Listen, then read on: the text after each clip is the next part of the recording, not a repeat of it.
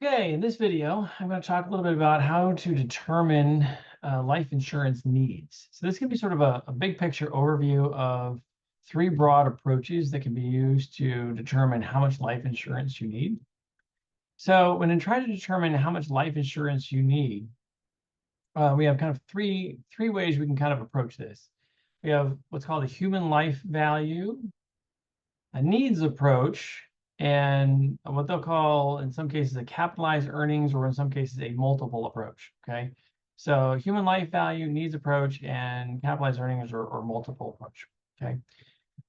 So let's talk about this. So human life value. The idea behind the human life value is if you're purchasing a life insurance policy on yourself and you are, say, the main earner of the home, what we're going to look at is we're going to look at how much money you bring in, net of taxes and all that kind of stuff, but also net of the expenses that you add to this as well. So for instance, so if you die, the income that you bring in is going to go away, but we also don't need to feed or clothe you, right? And we don't need to have you driving another car. So there are some expenses that are going to be going away. So basically, the idea behind the human life value is to evaluate, okay, so here's the money that you brought in. Here, then we're going to take out what essentially the taxes were. Then we're going to figure out what, sort of the expenses that you contributed to the family situation. And we're going to net that out and find out, in effect, what your net financial contribution to the family was. And once we find out what the net contribution to the family was, then the idea is we can take that and we can look at this over the next number of years, and we can find the overall present value, or the value today, of all of that contribution to the family. So looking at the influx that you were bringing, also the outflow that you were bringing, netting that out, and then incorporating that over a whole bunch of years going forward, and finding the value of all that money today. So do a little bit of time value money there. And once we run the calculation there, factoring in the inflation that would occur probably in the income you'd bring in, so increases there, factoring in an appropriate discount rate, and so forth. Basically bring that back to present value to find out, okay, this is essentially your net financial impact that's going to happen to the family when you pass away. And so if the human life value results in basically overall the net difference between the money you bring in and the expenses you add is positive $1.5 million over the next 40 years, something like that. If you're just starting out in your career, you're really young and getting insurance, well, in that case, then we're going to find that present value. If it's $1.5 million, we need a $1.5 million policy. That's the idea. The second approach is a needs approach. The needs approach is it's a more robust approach. It's also a little bit more complicated and involved, but it involves determining the actual financial needs that will result when you pass away, and then subtracting the financial resources that are available to figure out what the insurance amount is. So for instance, if you assess, okay, so if I pass away, here's what it's going to take for the family to continue living and to have enough money for my spouse to retire. And here's how much money we need to have for kids' college. Here's how much we're going to need for childcare before we get to college, right? So looking at all the different kinds of needs the family is going to have in the years after you pass away, putting all those needs together, okay, so replacing income and ensuring that we have enough money for hitting those benchmarks with college savings, retirement savings, things like that, okay? So figuring out what the total amount of needs is financially that you won't be around to contribute to, and then subtracting from that the financial resources that are available. So in other words, let's say in order for all the family's objectives to be met, we need $2 million total, all right? Well, let's subtract the financial resources available then. Well, if you're close to retirement, maybe you already have $1,750,000 in retirement savings. And so if the family is going to need $2 million to continue on for the rest of your spouse's life and so forth, And in that case, if you're close to retirement, your kids are possibly out of the house and so on. So if your total need was $2 million to take care of your spouse and things like that for the rest of their life, you already have $1,750,000 in retirement accounts.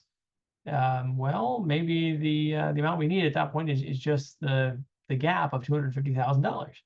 On the other hand, if you were much younger, the needs could still be quite high, but there are very few resources, and so the amount of insurance you're going to need is a lot higher.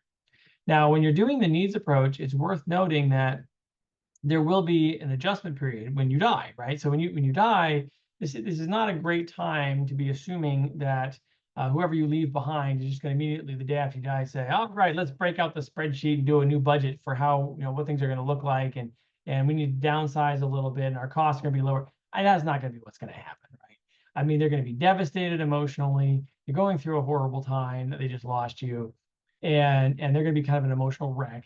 And so really what's going to happen is there's going to be a readjustment period where you should assume when you're doing the needs calculations that for a couple of years probably, or at least a little while, that basically they're going to keep living, whoever you leave behind is going to keep living at the same standard of living they were living at before. And they aren't going to make really great choices to suddenly change things and try to conserve resources. And if anything, I would argue, I think there's a fair chance that their financial choices and spending and things like that, budgeting, might get completely out of whack during that period because they're just devastated that they lost you. So if anything, kind of makes me suspicious that the budget's going to kind of fall apart for a while, even if they've got one, right? Because a lot of people don't budget, they should, but they don't.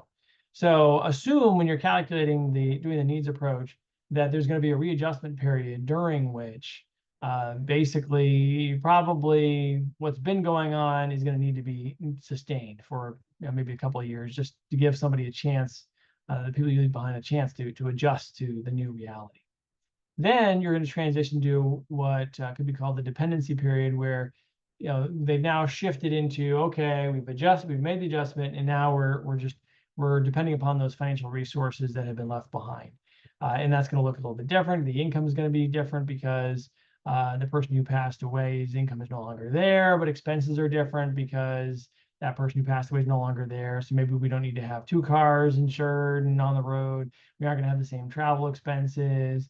The grocery budget is going to shrink a bit, right?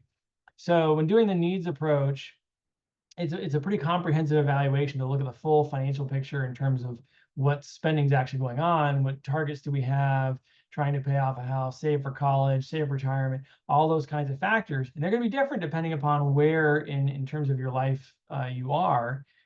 So figure out what the needs are and then subtract out the financial resources that are available, which will also be very different depending on where you are in life in terms of how old you are and so forth. And then kind of net that out by keeping in mind the readjustment and dependency period. The third approach is the capitalized earnings approach. And the basic idea behind this capitalized earnings is you're going to find what's called the family share of earnings, which really we've actually already talked about so far in this video. I just didn't call it this. The idea behind this, the family share of earnings, is I'm going to look at the income that you were bringing in. I'm also going to look at the expenses that you added to the family in terms of maybe additional travel costs, additional health insurance costs, additional clothing costs, all those kinds of things. So I'm going to look at extra grocery costs, right? So the income you brought in, but the expenses that also you contributed to the family, I net those out, and what's left over, once we've of course factored in taxes and everything else from the income you brought in, what's left over is basically the family share of earnings. So essentially the amount you contributed to the family financially.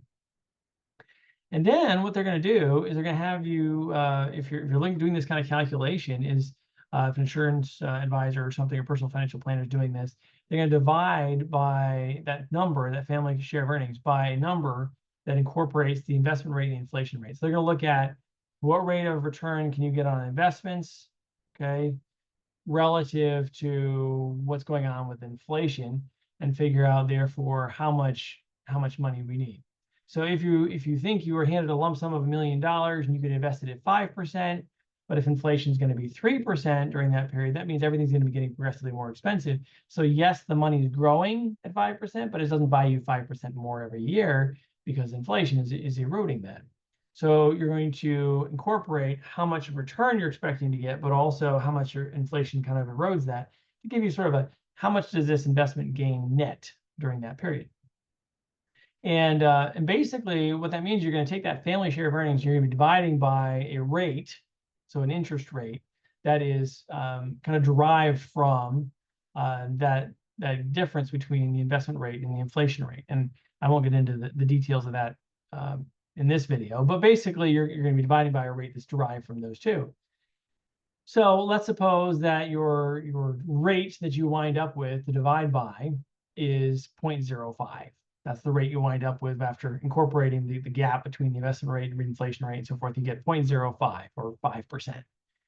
Well, 1 divided by 0.05 is 20. So basically what you're doing is you're kind of just saying, here's the family share of earnings times 20, right? So if you see a multiple approach where they estimate your life insurance needs by saying, well, we're going to take 10 times your earnings, right? That's kind of what this approach is doing. But if you're doing this appropriately, really what you would need to look at is family share of earnings, not just gross income, but also make sure that the rate is factoring in the rate you could earn, but also expected inflation to get a better estimate. Overall, out of these three methods, the best method is almost certainly the needs approach, to assess the needs and subtract the financial resources to determine how much life insurance you should buy. But it is also a lot more work too, because you really have to dig into the nitty-gritty details of from a budgeting and saving standpoint to do it. But that's the one that's going to give you probably a more accurate estimate of your true life insurance needs. Okay, hopefully this video is helpful. Thank you for watching and have a great day.